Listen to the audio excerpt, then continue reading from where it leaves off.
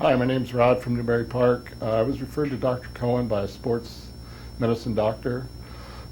He's treated me for epicondylitis, or tennis elbow. I had a previous surgeon had botched surgery on the elbow, and Dr. Cohen confided in me that he could repair it. But first he wanted to make sure that I could trust him. He did a surgery on my other elbow.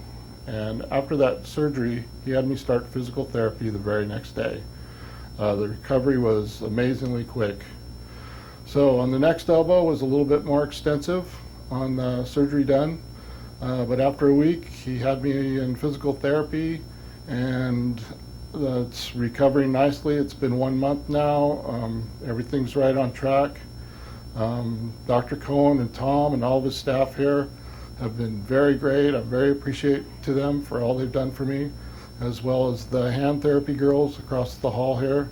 They do an excellent job. I'd highly recommend Dr. Cohen to anyone. He's definitely a gifted man. Thank you.